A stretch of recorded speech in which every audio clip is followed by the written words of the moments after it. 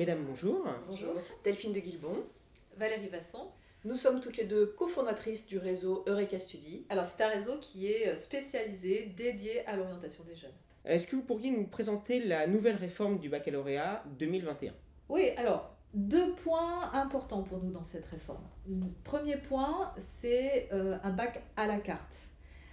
Avant, on avait 3 bacs généraux autour de nos 3 filières, S, ES, L.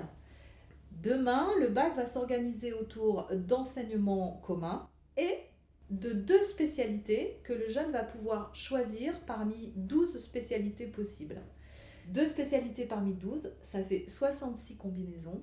Ça fait donc 66 bacs généraux possibles, théoriquement. Alors, concrètement, à quoi ça va ressembler les enseignements pour un première et un terminal ?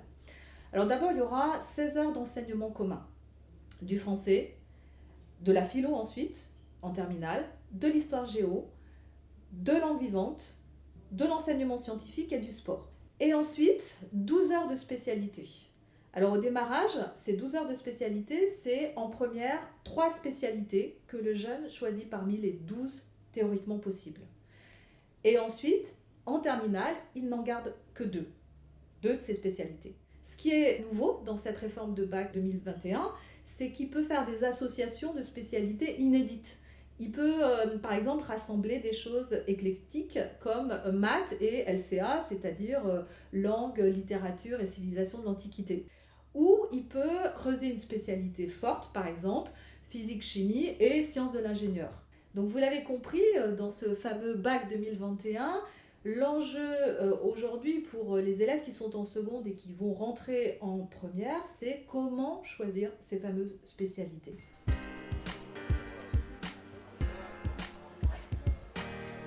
Deuxième grosse nouveauté de ce bac 2021, c'est le mode de validation. Les épreuves finales seront resserrées puisqu'il n'en restera plus que 5. Une en première avec le français oral et écrit et 4 en terminale avec la philo, avec les 2 enseignements de spé et avec le grand oral. Ces épreuves finales compteront pour 60% de la note finale de bac. À cela s'ajoutera un contrôle continu pour 40%.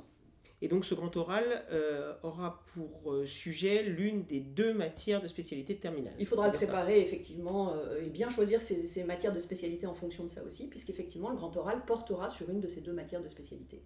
Et commence à se préparer dès la première. Et ça commence à se préparer dès la première. Mais dans ce cas-là, ça veut dire qu'ils ont déjà, quand ils sont en première, une idée de la matière qu'ils vont abandonner pour garder leurs 2 spécialités de terminale. C'est pas un peu compliqué pour eux de choisir directement en première en vue de ce grand oral ? C'est non seulement en vue de ce grand oral, mais il va falloir effectivement faire des choix en fin de première, en vue surtout du post-bac. Et c'est là qu'on peut donner des conseils sur comment se déterminer sur ces fameux choix. Alors qu'est-ce que vous pourriez leur donner justement comme conseil pour ce Alors, choix ? Avec cette réforme du bac 2021, les élèves vont devoir se positionner sur ces fameux 12 enseignements de spécialité et en retenir que 3. C'est un exercice qui est très engageant, puisque en fait, il va être déterminant pour les études supérieures, mais également aussi pour la poursuite et les débouchés professionnels. Donc c'est un exercice difficile qu'on leur demande de mener dès la seconde, là aujourd'hui, et d'autant plus difficile qu'ils n'y ont absolument pas été préparés et que c'est assez brutal cette question qu'on leur pose. Et Eureka Study peut vous livrer 3 éléments ou pistes de réflexion pour affiner ces choix en tout cas. La première, ça va être de vraiment fixer un cap. La deuxième, ça va être de déterminer un chemin d'études pour y arriver à ce cap. Et le troisième, ça va être de mettre en place une stratégie de réussite, un parcours de réussite.